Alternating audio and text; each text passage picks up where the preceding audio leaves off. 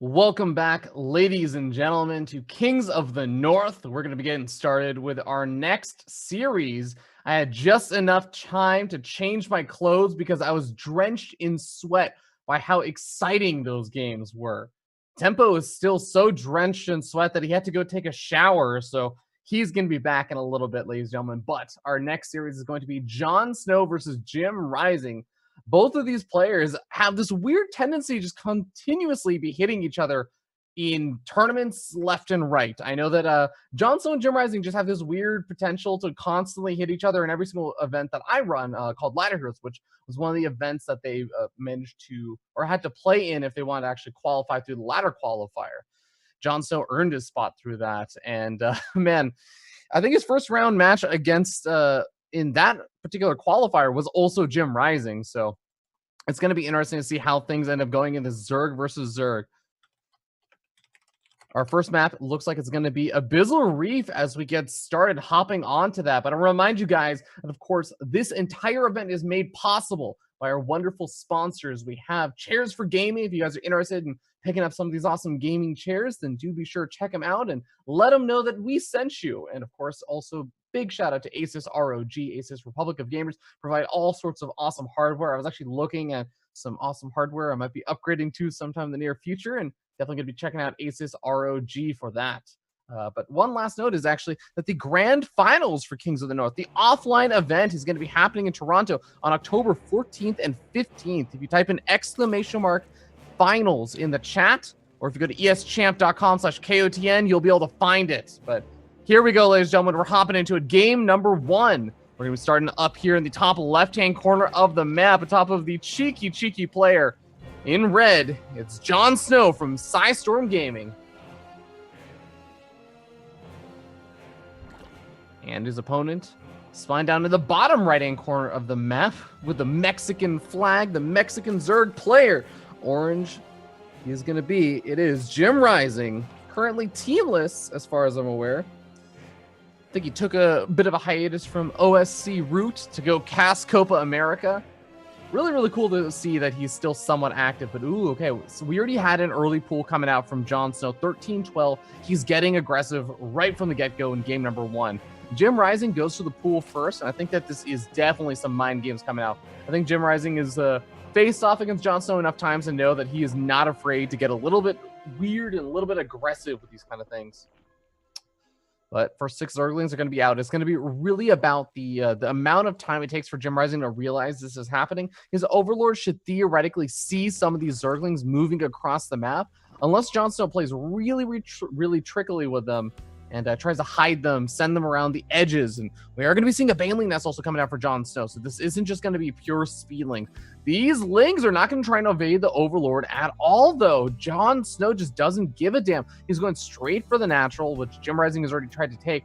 JimRising also getting up his own gas geyser behind this. He's going to start mining gas. We'll see if he tries to add on the Baneling nest or if this is just so they can get up an eventual Zergling speed upgrade.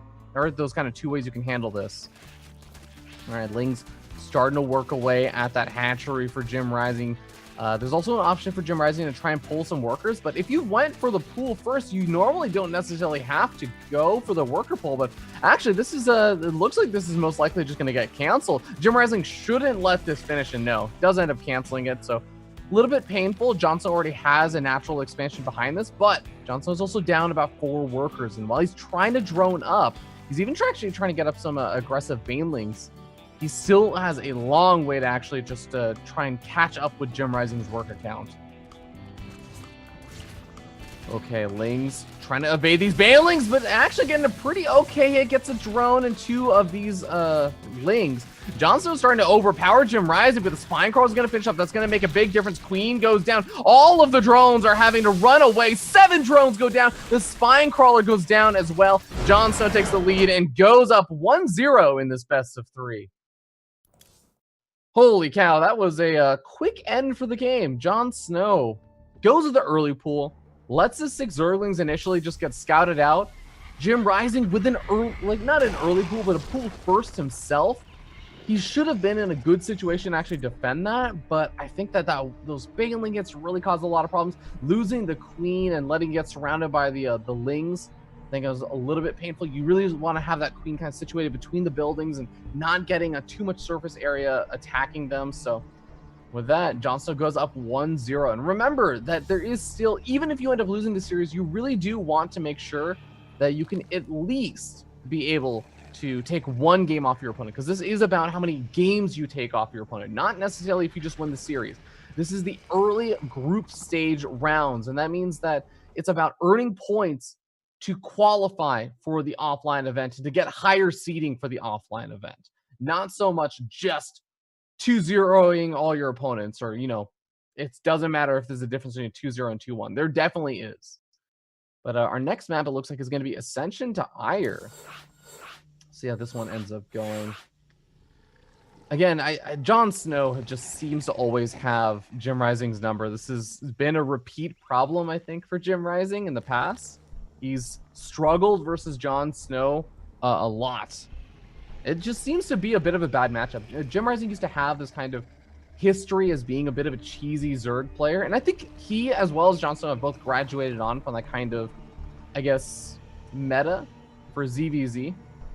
But for the most part, I think that JonSnow has graduated a little bit better in terms of his diversity of play. He's a very consistent player, and it's really hard to catch him on a bad day. Whereas JimRising, I think that sometimes we see him actually perform pretty impressive feats, and then other days you can kind of feel like he's becoming more of a commentator than a player.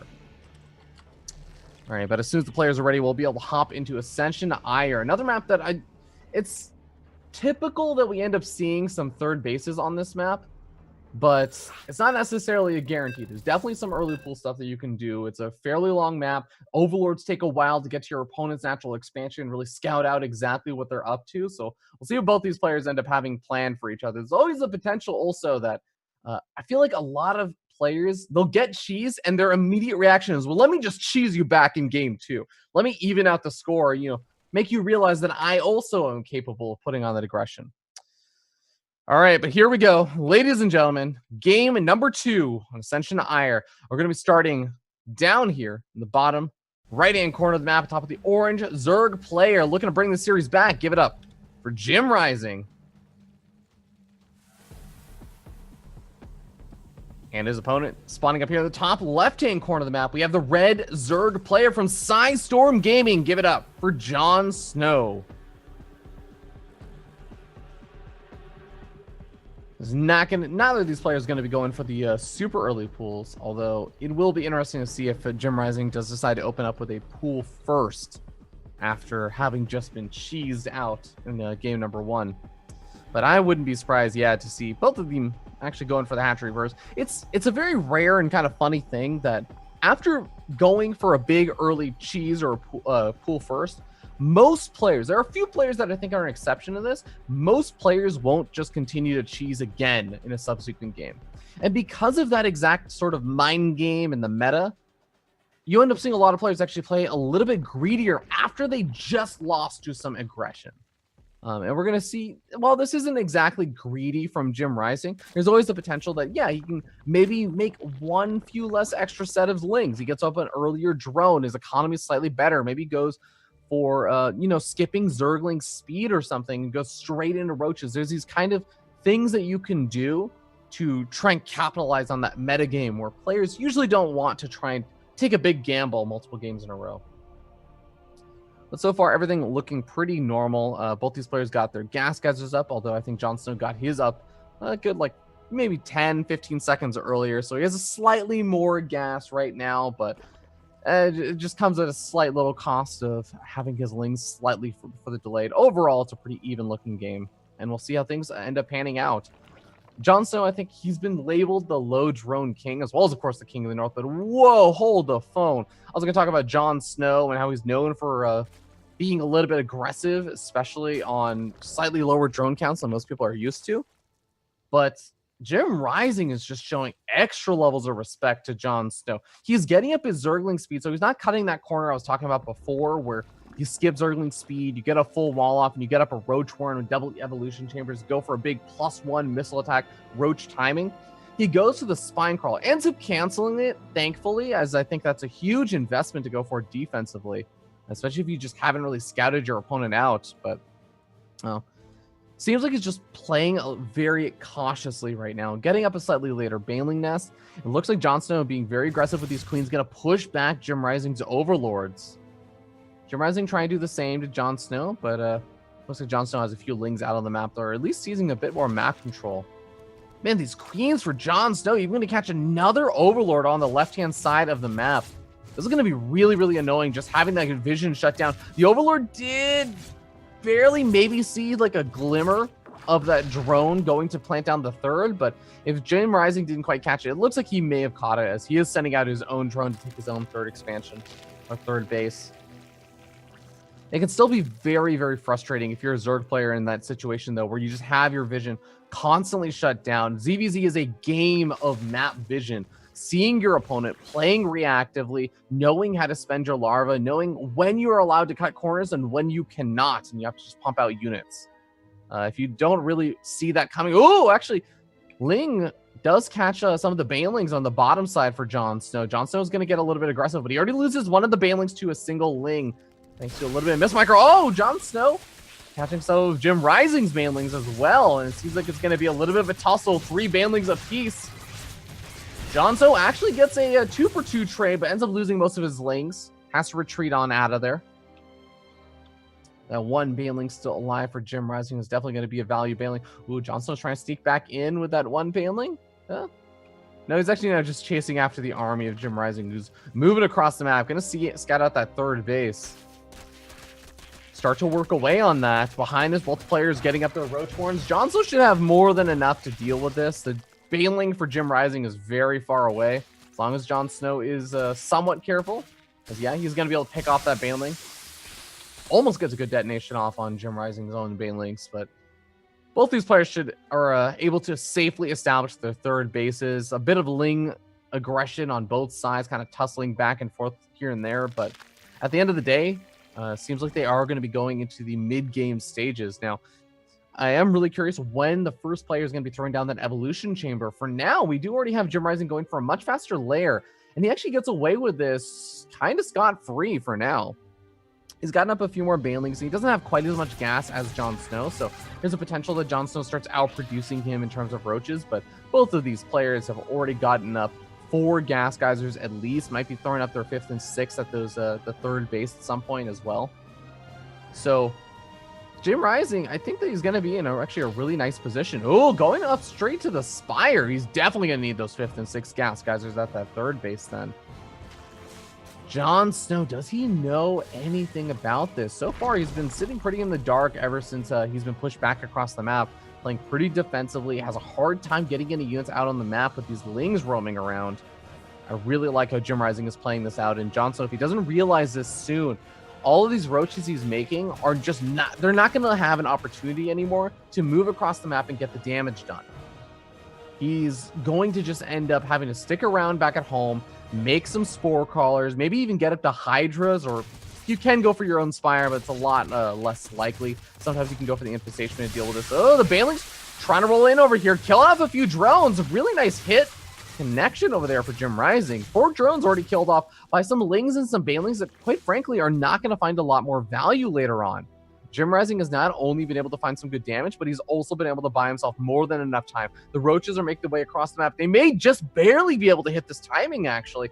JimRising trying to throw down a spy crawler inside his third base as he sees the units moving out across the map. The mutas are on the way, but they're not out just yet. They're going to be popping right when the roaches get here, but there are so many roaches out right now for JonSnow. It's 27-16. He may be able to make something magical happen with this. He may be able to kill off a third, shut down a lot of the drones. It's really going to be about how much time can JimRising buy? How long can he delay these roaches so the mutas can start to pick away at them?